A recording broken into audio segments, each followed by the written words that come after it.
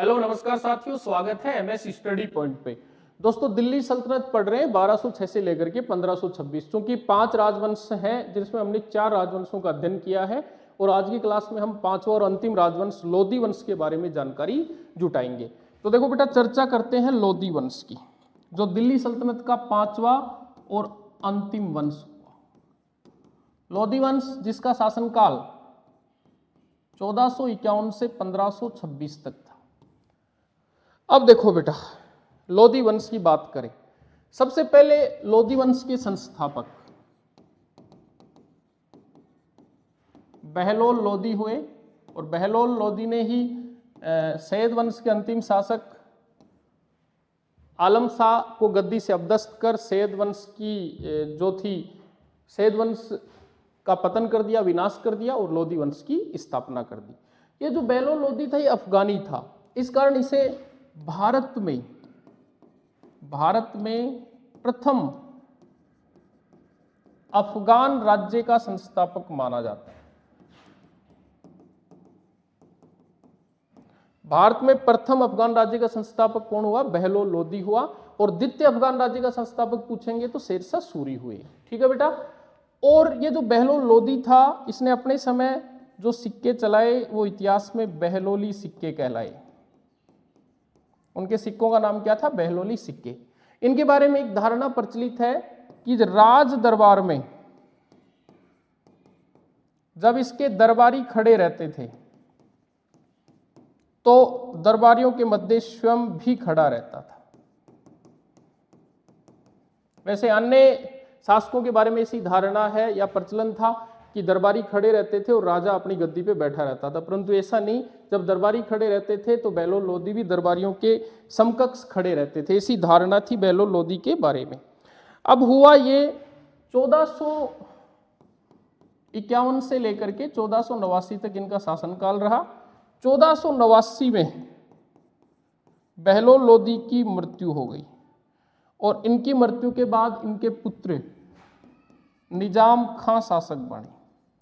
निजाम खां जो इतिहास में सिकंदर लोधी के नाम से प्रसिद्ध हुए।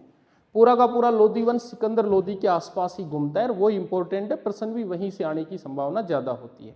तो देखो, चर्चा करते हैं हम इस सिकंदर लोधी की। सिकंदर लोधी सबसे पहले तो 1489 से लेकर के 1517 इसका शासनकाल रहा। 1489 से 1517 तक।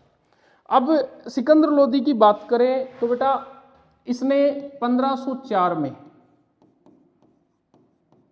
आगरा बसाया, यमुना नदी के किनारे। बिल्कुल, यह प्रश्न बार बार पूछा जाता है, आगरा का संस्थापक कौन था? सिकंदर लोधी। कब बसाया? 1504 में। इतना ही नहीं, 1506 में आगरा को अपनी नई राजधानी भी बनाया। तो आगरा बसाना 1504 में और फिर आगरा को अपनी नई राजधानी बनाना, इन सभी के लिए प्रसिद्ध हुए कौन? सिकंदर लोधी हुए। इन्होंने भूमि मापने के लिए या भूमि का मापन करने के लिए गज ए सिकंदरी का प्रचलन किया। देखो बेटा, ये काफी लंबे समय तक चलता रहा, जब तक अकबर नहीं आए। फिर अकबर ने भूमि मापन का प्रामाणिक पैमाना अकबरी गज चलाया था। तो अकबरी गज से पहले भूमि मापन होती थी गज ए सिकंदरी या सिकंदरी गज में। उसको चलाने वाले कौन थे? सिकंदर लोधी।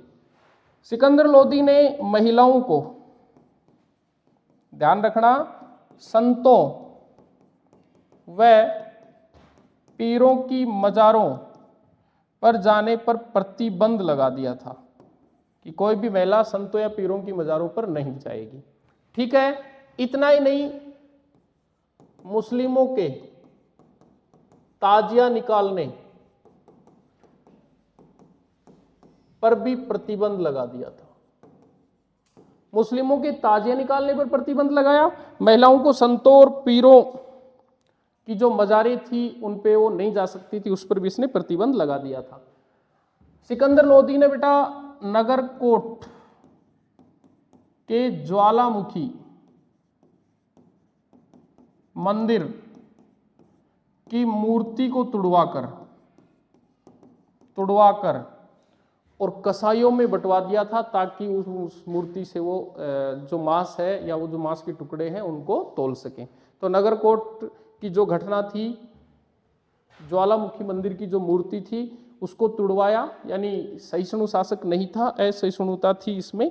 और ये इतना सफल क्यों हुआ, इसकी सफलता का श्रेय इसके गुप्तचर विभाग को दिया जाता है, ये ध्यान रखना है। ठीक है, तो सिकंदर लोदी 1489 से 1517 मुख्य रूप से आगरा बसाया, आगरा को राजधानी बनाया। 1504 1506 गजे सिकंदरी का प्रचलन किया, महिलाओं को संतों पीरों की मजारे जाने प्रतिबंध लगा दिया, मुसलमानों के ताजे निकालने प्रतिबंध लगा दिया, नगरकोट के ज्वालामुखी मंदिर की मूर्ति को तुड़वाकर उसके टुकड़े करवा करके कसाईयों में मांस तोलने हेतु बंटवा दिया था।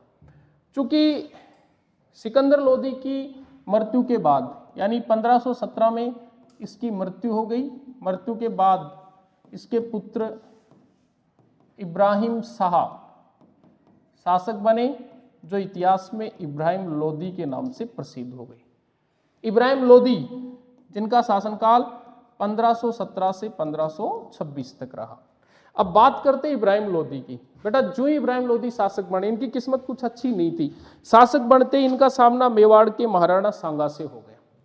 ठीक है, 1517 में शासक बने और इनका पूरा का पूरा जो शासनकाल था वो युद्धों में ही गुजर गया। सबसे पहले युद्ध हुआ खातौली का युद्ध। खातौली का युद्ध हुआ, खातौली बूंदी जिले में है। कब हुआ? 1517 में। एक और इब्राहिम लोदी और दूसरी ओर महाराणा सांगा, क्योंकि विजय इस युद्ध में हुई किसकी? महाराणा सांगा की। ठीक है, फिर अगले साल बांडी का युद्ध 1518। एक और इब्राहिम लोदी, दूसरी ओर राणा सांगा, और इसमें भी विजय हुई किसकी? राणा सांगा की। तो शासक बनते ही लगातार 2 साल और 2 युद्ध हुए। पहले बांडी का युद्ध, पहले खातौली का युद्ध, खातौली बूंदी में, दूसरा बांडी का युद्ध, बांडी धौलपुर में। और दोनों युद्धों में ही हार का सामना करना पड़ा किसको? इब्राहिम लोदी को। और फिर होता है बेटा पानीपत का प्रथम युद्ध, पानीपत का पहला युद्ध 21 अप्रैल 1526। एक और इब्राहिम लोदी और एक और मुगल बादशाह बाबर। ठीक है, ये जो पानीपत का प्रथम युद्ध था ये युगांतकारी और राजवंश परिवर्तनकारी युद्ध कहलाता है। इसमें विजय हुई किसकी? बाबर की। पानीपत के प्रथम युद्ध में बाबर की विजय के बाद भारत में लोदी वंश और दिल्ली सल्तनत दोनों का अंत हो गया और बाबर के नेतृत्व में मुगल वंश की स्थापना हुई। तो मुख्य रूप से आज की जो क्लास थी इसमें हमने लोदी वंश के बारे में चर्चा की। संस्थापक बहलोल लोदी, उसके उत्तराधिकारी सिकंदर लोदी और उसके उत्तराधिकारी इब्राहिम लोदी के बारे में हमने चर्चा की है। धन्यवाद।